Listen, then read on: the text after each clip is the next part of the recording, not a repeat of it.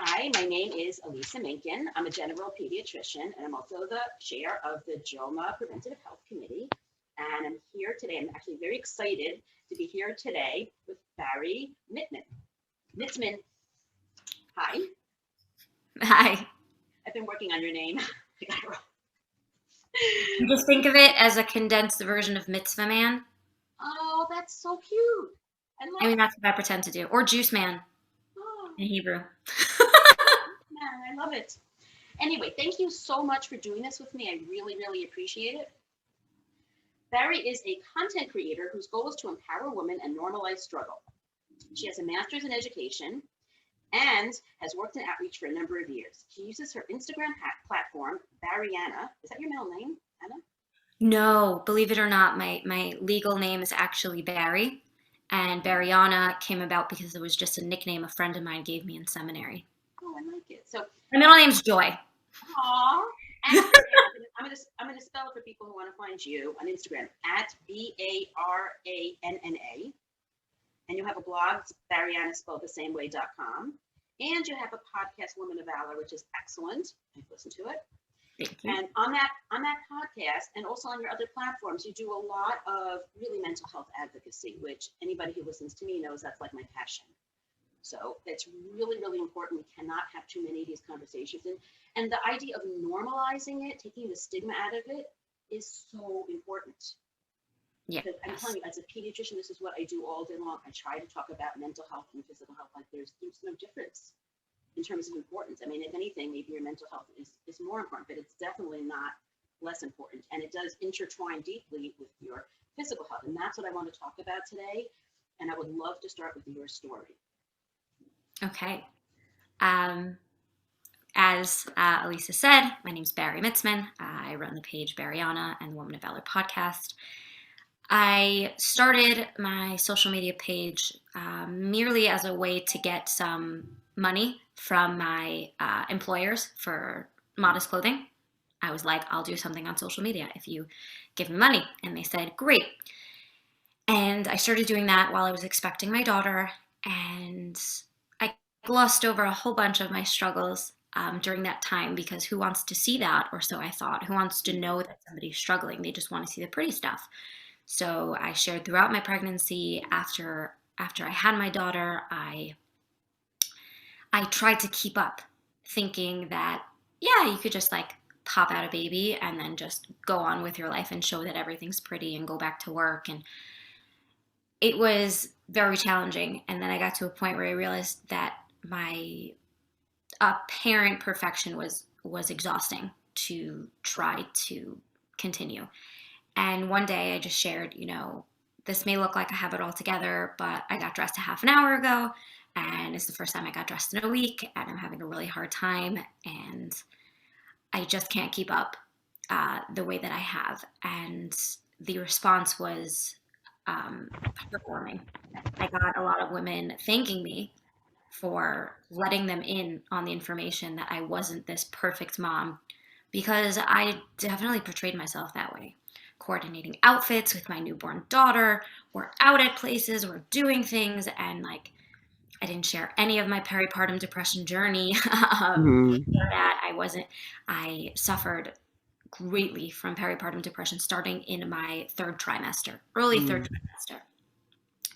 I didn't know that that was a thing. I didn't know that you can start experiencing depression before the child's born. I have a family history of depression. And I told my husband, once the baby's out, if I start acting, I explained to him the different signs. If I start behaving in this way, you take me, you grab me, and you drag me to go get medication for it.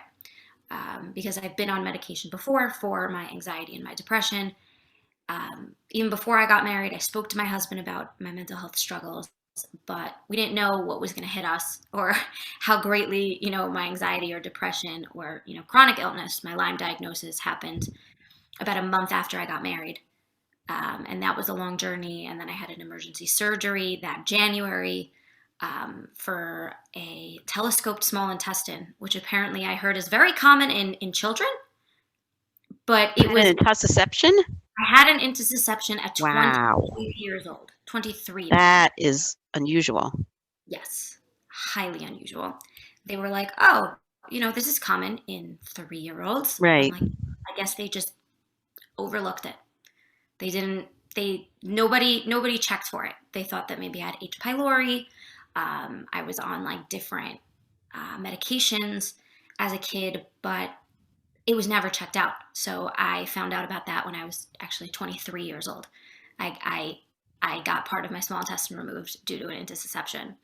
And that was all before I even started sharing things on social media. That chronic illness journey, and that's before I had a child. I was told it was not safe for me to try to conceive during my Lyme and during my Lyme treatment, um, and I didn't share any of that because I'm like, who cares? Who wants to know?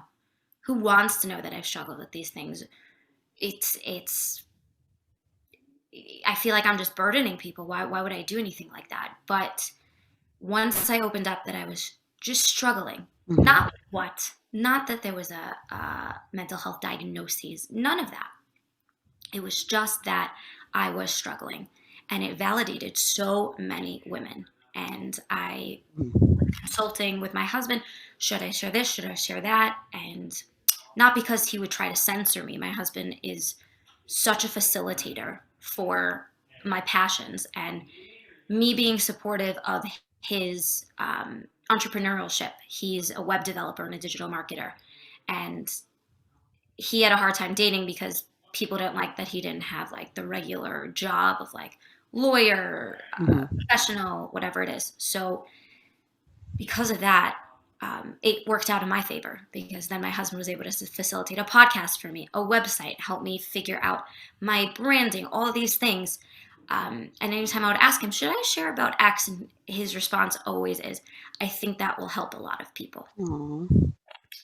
So his support is definitely what was the impetus for me to share about my peripartum depression, about people's hyper focus on my weight during my Lyme journey, um, sharing about mental health struggles. Even in most recent times, I shared about speaking to your local Orthodox rabbi about um, accommodating Shabbos to your mental health needs. Mhm. Um, we've opened up a lot of conversations. And I'm not a mental health professional, but I joke with my friends that I am a professional at having mental health uh, things. And I think it's also important to be yourself and not let it label you. And the comment I get most often is, it's nice that someone that looks like you and has a family like you and has a job like yours um, is open about their struggle and has these struggles because it makes me feel a little bit more normal, and it makes me feel like I'm not some insert degrading self-degrading Right, right, identity. right, right. You know?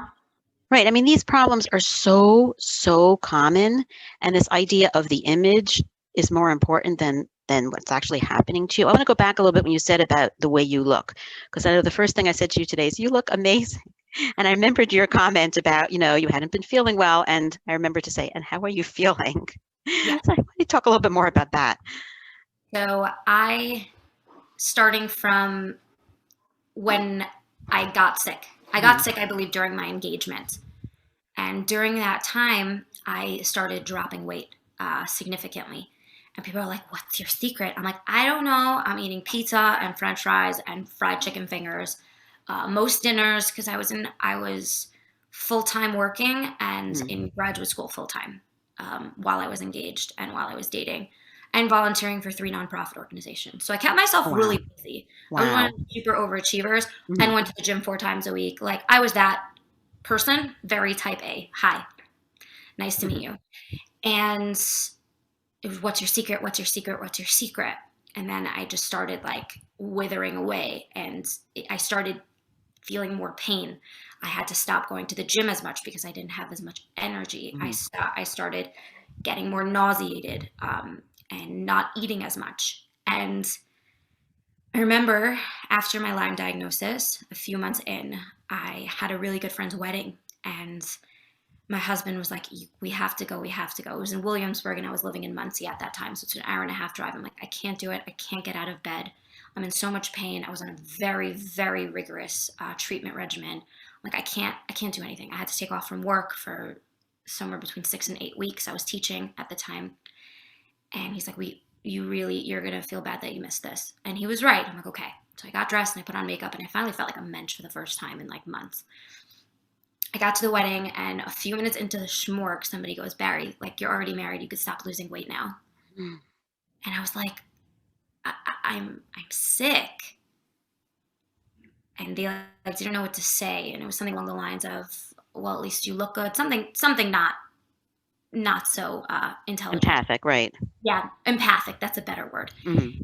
And but again, valuing how you look over how you feel and how you are. Yeah, so I ended up leaving in the middle of the chuppah because I remembered how much pain I was in, and the sadness overpowered my joy, reminding me of all of the physical turmoil I was going through. And I said, like, we have to go. Like in the middle of the chuppah, I texted my husband. I'm like, we gotta go. Like, I need to head home. I can't be here anymore. And with both chronic and mental illness, it's invisible. Mm-hmm.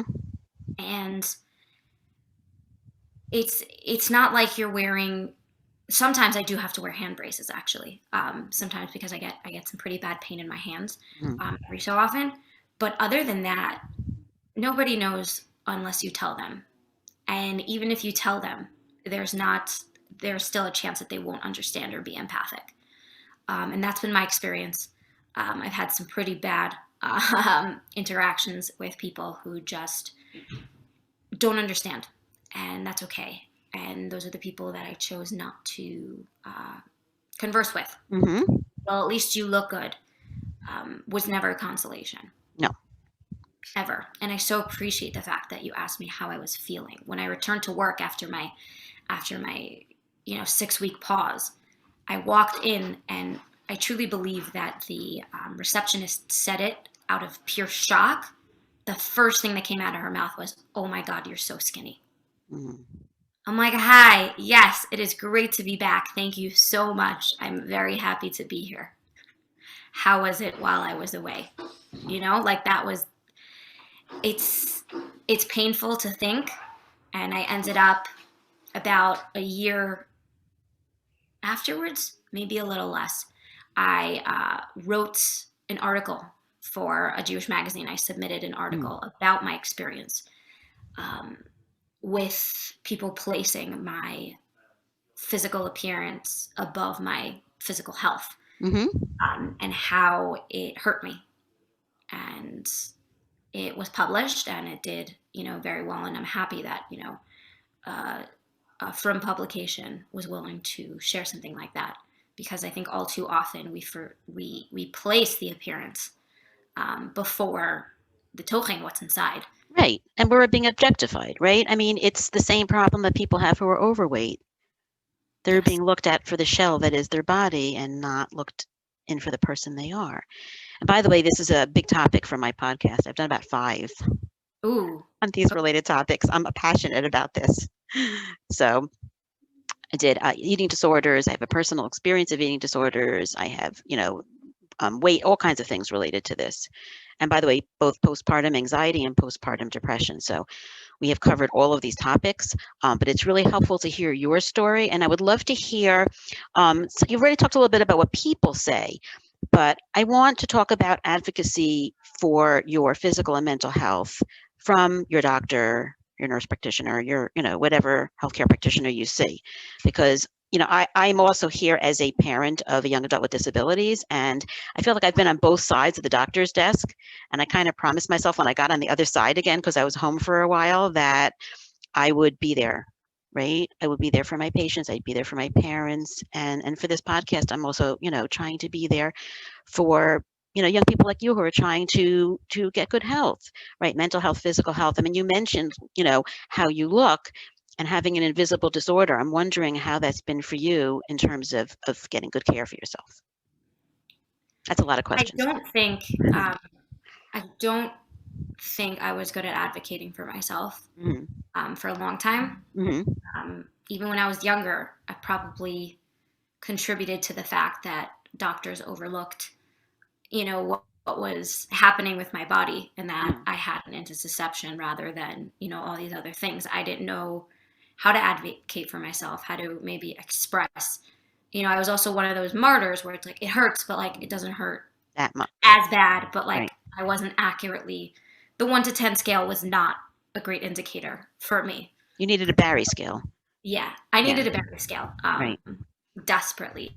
Mm. And I think it was hard for me to, I think there was like an authority complex, I think, that I had. And I'm like, Mm-hmm. okay, like this person is much more knowledgeable than me, Mm-hmm. is much more whatever. They probably know more about my body than I do. And that hindered a lot of me asking questions, a lot of me asking for help or resources, or things like that. There were things that were overlooked, but I don't know if I can necessarily blame the practitioners for that, because it could have also been my omissions. Um, Right. So I don't think it's a matter of blame, and I think this is a really important point of advocacy: is you know your body best. A parent knows her child best, and the model today that we're supposed to be doing in the ideal world is a collaboration, right, and a right. collaborative approach. But you're right. There's a power differential, and I certainly felt it when I was on the other side of the desk. Yeah. So, so I definitely struggled with that. Mm. But I mean, in Judaism, we have a similar type of uh, situation with rabbis. Mm-hmm.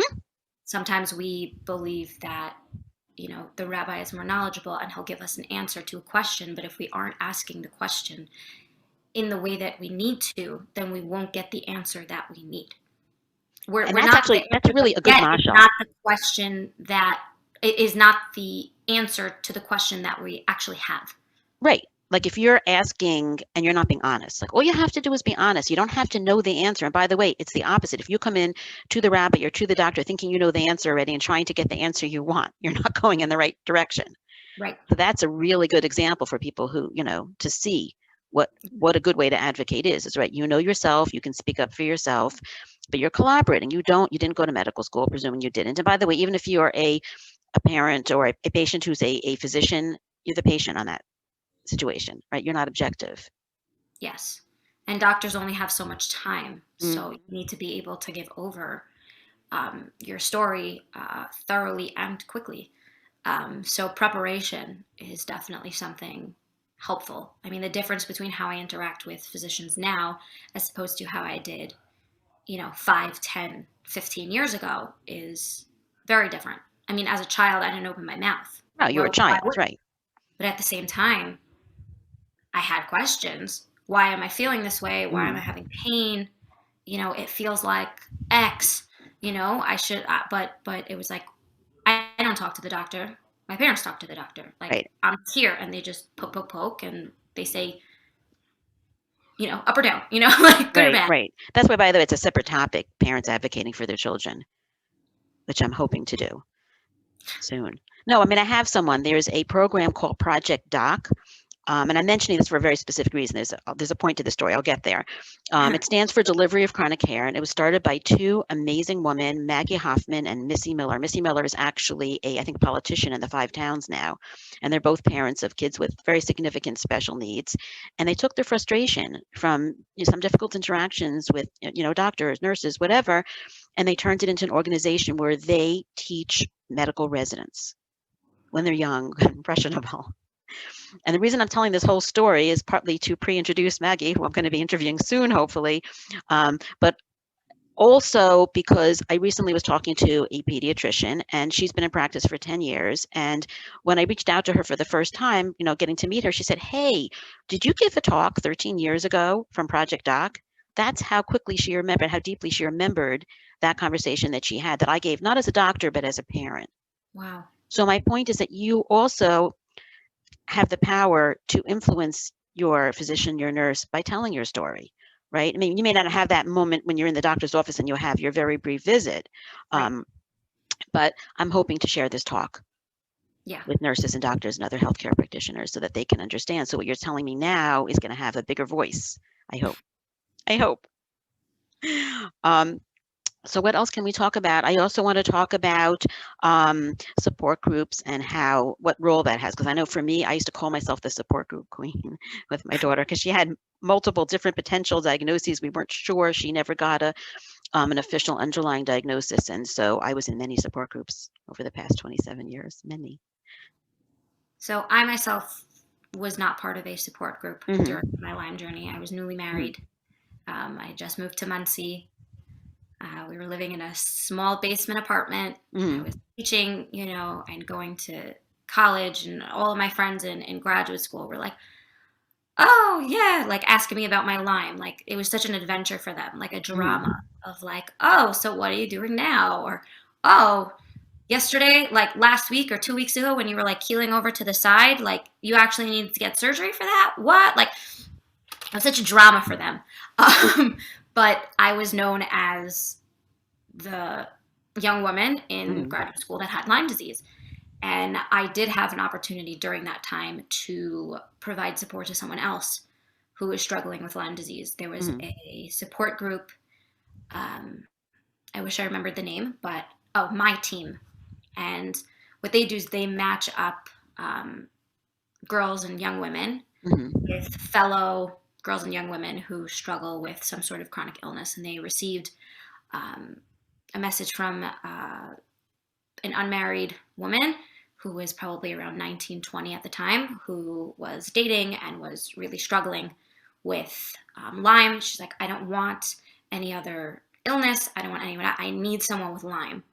And one of the friends of one of the women that run it's like, oh yeah, Barry Pitzman in my class. Hmm. Like she has Lyme. Maybe I can connect them.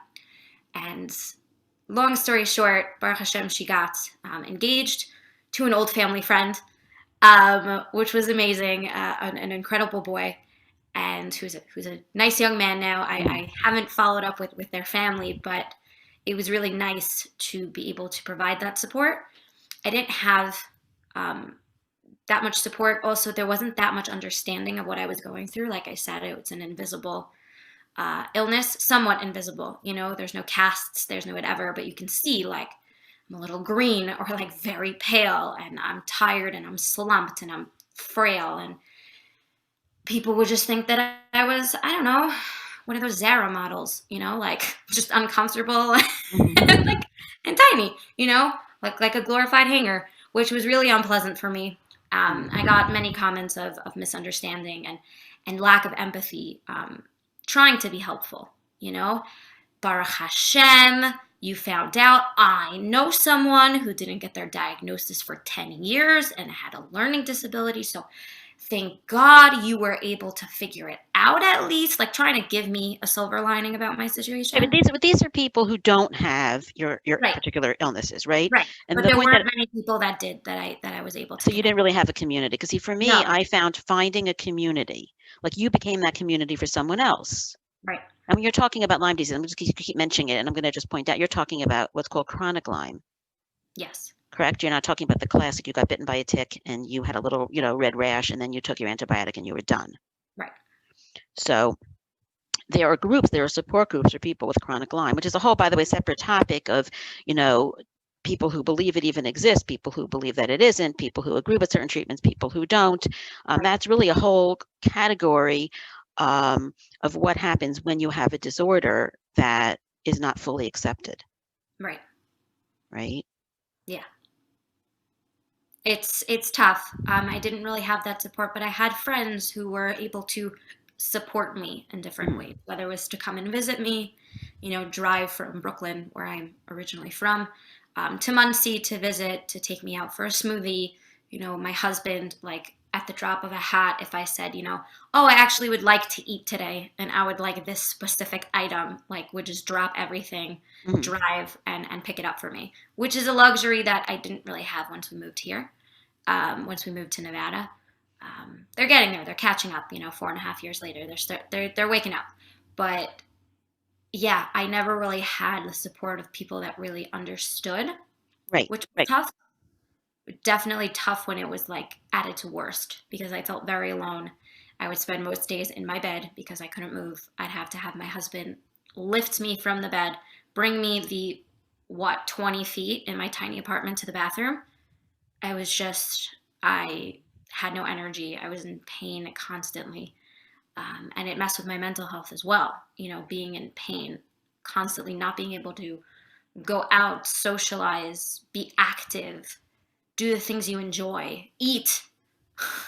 I wasn't able to eat. It was really tough on my psyche as well, and I had to deal with that too. It is really hard.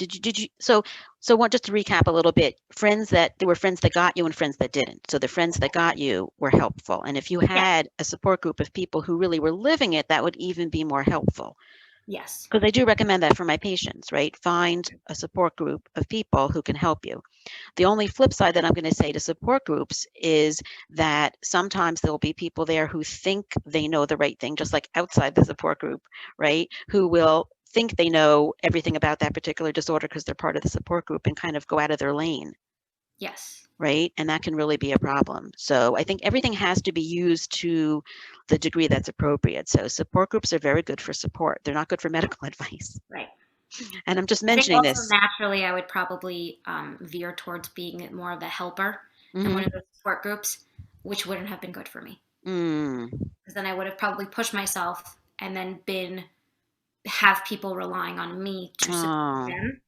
That's kind of my nature. I've been working on it Hmm.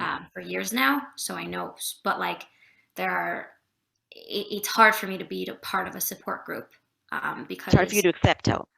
it's not to accept help, but also sometimes people just kind of gravitate towards opening up to me, Hmm. and that's kind of hard. Like if I'm going, like I speak about mental illness on my page, I don't go into depth about what I am experiencing or what I Mm. have experienced. I don't think that that's responsible, and I'm displaying it to a massive amount of people. So there's a huge risk there. So it has to be Wow. incredibly calculated and curated.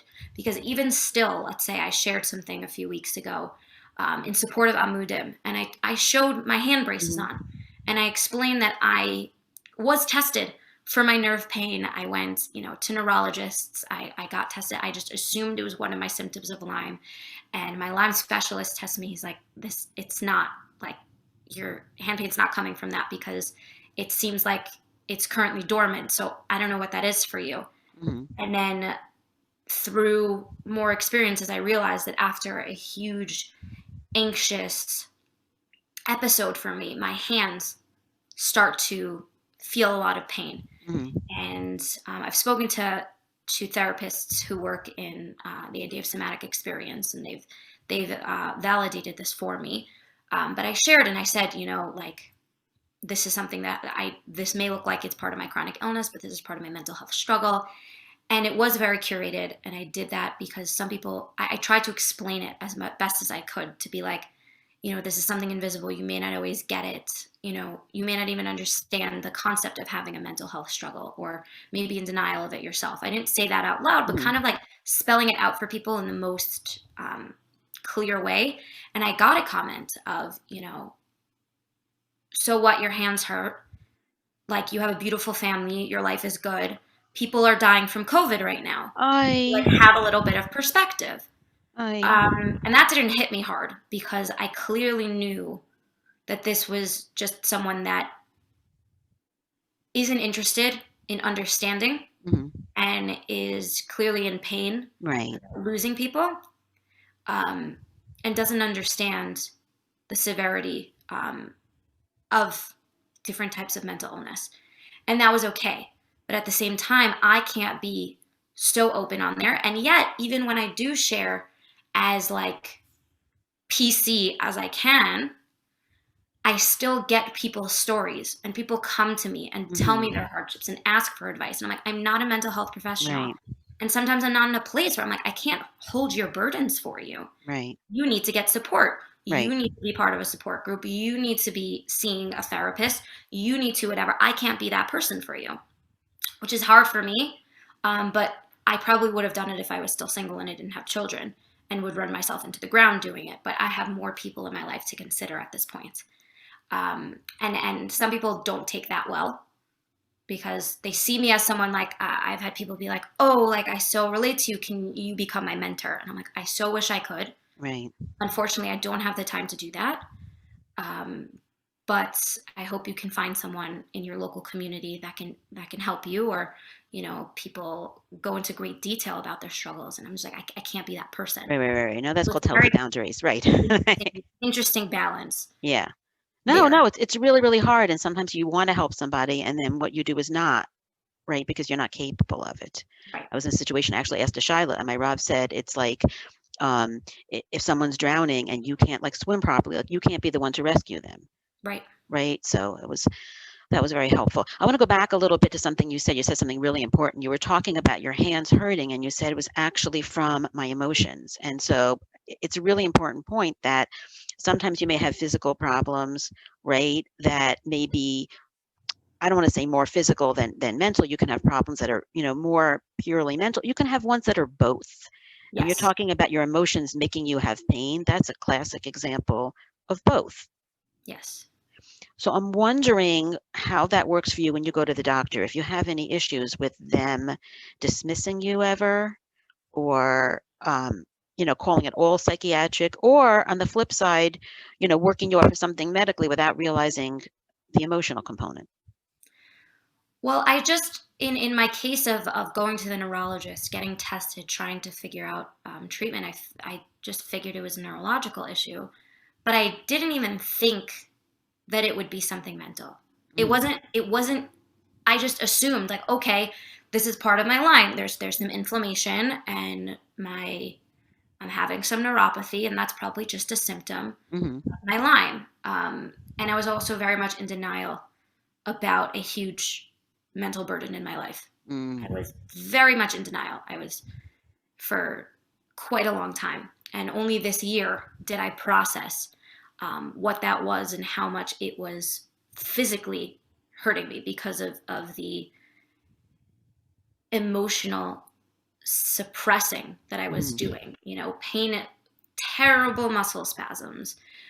Like I said, nerve pain.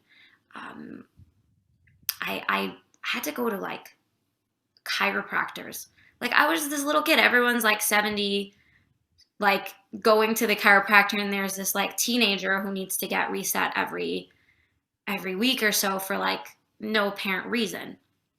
And it was just holding in a lot of emotions and not allowing myself to feel them. I didn't give myself permission to feel my feelings, and decided to justify them or negate them, being like, that's not logical, and there's nothing you can do about it. So just sit down and shush, which is what I did for a very long time and had to be undone through therapy. But once I got more mindful, and like sort of like reconnecting to my emotions and reconnecting to my body and reconnecting to like my gut, like my intuitions and things, I was able to connect more, and then I was able to advocate for myself more because I had more knowledge. And Right, and that's why I think it's rid of that authority complex of like, they're not going to know if I don't tell them. right. So at this point, I'll say I have a really great doctor here, who's very thorough, and does take his time with his patients, which is fantastic. I do believe it's because he's a concierge doctor, so he has that. Well, he there has you go. luxury. Yeah. Right. So, I mean, it's a huge problem in medicine today, right? If you're not paying your doctor, right, for their time, they often, in order just to stay open, we're not talking about making $1 billion, just to stay open, they have to see a frequent, a lot of patients per hour, and there you go, you're waiting and you're not getting a long visit. And that's just unfortunately the way it is in many places. And so the health system in Nevada is pretty bad. It is. It's pretty bad, and it's very hard to find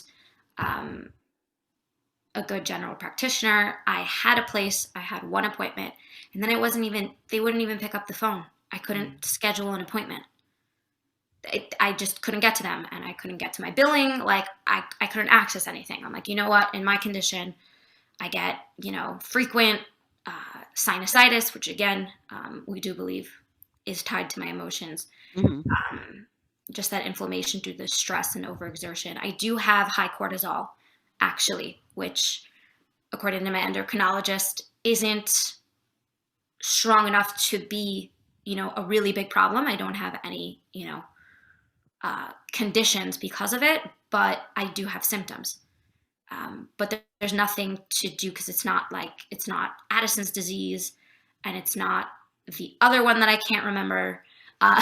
Yeah, I'm not even focused on Yeah, the but medical details right now so much as what it you're was talking about. more like Hmm. I'm able to express myself more for them to be Mm. like, I went to the endocrinologist. I'm like, we did the testing. It seems like I have very high cortisol. Is there anything to do for it medically? And in his medical perspective, there was not. So I had to try to figure out how to chill out per se.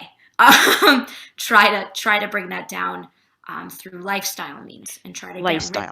Hmm. try to get rid of some of that stress, and a lot of that stress is mental. Right. So So but my takeaway from this, right, is that, unless you're paying, for a concierge where you really have a lot of time, you're likely to not have as much time, and you're going to have to try to make the best of it, to advocate for, for yourself the best you can, but also not to expect that one visit to be your everything. That a lot of these issues are intertwined. It may involve seeing a therapist, and it always, lifestyle is so, so important. And I mean, I wish that, as a physician, I had more time. I try, but you can get that information outside your doctor's office, right, right? You can go to a nutritionist, you can go to yoga, you can go to many, different places to get what you which I have need. done both, by the Mhm. way. Good, good, good. I walk, for me, that's really important. Um, and I should sleep more, but I don't. But so diet, exercise, and sleep are like the pillars of health. You're not necessarily going to get that from your doctor's office, but you can still go to people who help you with those. Which leads me to the topic of mainstream versus, I don't want to say alternative per se, because that's a whole huge topic that someday I will tackle, but not today. Um, how do you go about getting that balance? Putting aside getting a concierge, because I know pretty much nobody who has a concierge physician other than you. Yeah, well, in Nevada, you don't have much of a choice Mm. if you need an appointment more than once a year. Oh, wow. It's not great here. It's Oh, not great. wow. To find a good physician, to find it's just it's just rough. Mm. It's rough here, and hopefully it'll get better. Um, but there's a med school here, and I'm hoping that people who go to the med school, Turo has their medical school here. Mm. I'm hoping that some of them stay and do their residencies here and just stick around and become doctors in our community, because it's needed. We Right. have pretty good pediatricians, but adult general practitioners they're hard to come by. I've done a mix of different types of approaches, Hmm. just because the goal is to get better. The goal Exactly. is not to pick the right thing, and I think also, um, in regard to being someone who is a person of faith, having the idea that you're also doing your part, Hmm. and that Hashem should help you. One of my um, practitioners is um, one of the people that I've seen for my Lyme. Um, does a mix of different things, but the most important is the fact that he says, together with Hashem, we'll be able to, with Hashem's help, we'll be able to, get you better. Right. And that's one of like the most important things. I Hmm. love that. And it's rather frightening that this this Lyme specialist knew that I had so much emotional turmoil before I figured it out, and was telling me like there's stuff going on there, like Mm. seeing my body, doing some testing, doing whatever. He's like, something's going on there. I'm like, I don't know what you're talking about. And then, a few months later, it all just came out, and I'm like, I need a new therapist. Like, I need to work on this. So I needed a therapist that could see me more often than like a once a month check-in, which I was just doing for maintenance. Mm. I realized that my eating wasn't great, because of all this distress. My eating was pretty disordered, and I got a registered dietitian to help me. Thankfully, I didn't realize how malnourished I was, but like I never mentioned it to doctors. And I mean, you probably have approached this, or you might, but something in regards to the weight bias. You know, if you Absolutely. have a back problem or if you're fatigued or you're whatever, it's probably something else. It's not that you're malnourished. It has nothing to do with your diet. I was never asked if I was eating enough or like what my diet consisted of. And it was only when I reached, you know, my dietitian that we realized how malnourished I was, and how it could be contributing. They're like, oh, you have Lyme. Okay, fine. So that's why you're fatigued. That's why you can't sleep. That's why you this. And that's why you that. But it was a huge piece of the puzzle. And at the moment, even though I do believe that my pain, a lot of my pain is brought on by emotion, I do know that a lot of my pain can be healed if I strengthen the muscles um, around them. So I go to a physical therapist for my hands, for my hip, for my neck and shoulders. I have exercises I have to do every day. I'm very into helping myself, not because it's good for me, but because I need to for my family. It's developed more into I need to take care of myself, but it only started because there were other people that I needed to be available for. And it's not perfect. I do have my setbacks. Like I said, I was sick earlier this week, and I couldn't do as much as I would have wanted to or be as available. But I always try to make time to have like conscious, mindful one-on-one time with my kids for however long it is a day, and they're still little, and I wanna take care of these issues before they really process their memories and like seal them in their brains. Like I'd rather I deal with this now than ignore it and have to deal with it when they're a teenager. Like my goal is hopefully to be healed enough that I can be there for them as much as I can. I'm doing that now, but unfortunately it's limited due to my mental health struggles and my physical struggles. There are days where I just can't, or like I'm not the mother that gets up at 6:30 in the morning to pack lunches and whatever. My husband usually takes care of that, and yet my kids know. They come into my room every morning. My son gives me a bottle of water. He's turning 2. He gives me a bottle of water. He gives me my glasses. He gives me my phone. He comes give me a kiss. Like that's his daily ritual. My daughter comes in, shows me her outfit, gives me a kiss, tells me have a good day, and then that's just the system now. But the goal is to show them that I love them and that they are being taken care of. So there are hacks we do. Baruch Hashem, I have a very helpful partner. And like I said, I'm trying to do everything possible to heal. And sometimes that's exhausting. But that also means that there are times where I really just need to stop. Like we pushed this interview off because I was like, I cannot get dressed today. If you would like to see me in a hoodie and a pajamas, then fine. No makeup, looking like, fine, no problem. I'll do it. And you're like, we can push it off, which I appreciate. And I appreciate that most of the people that I work with or collaborate with have developed some sort of empathy due to their own personal experience or due to the myriad of people that are providing resources about physical, mental, emotional. It turns out this was very physical, like I had like a bug, but still. Doesn't matter. It doesn't matter. I choose to connect with the people that try to be empathetic. I don't need them to understand, but I have a friend who's a therapist. Most of my friends are in the mental health field. It's very interesting. It's just a phenomena that happens. So one of my friends here, I was going through a rough period. I'm not sure whether it was physical or emotional or both. My memory is pretty cloudy due to the Lyme, but her line, she drops off a bag of goodies for me with a little note that said, like, hi, I'm thinking of you. Please let me know how I can be here for you. She's not guessing. She's not attempting to fix things. Right. She's not trying to know exactly what to do. She's saying, you tell me. Like, I want to help you. Just tell me how. Which I found to be really reassuring.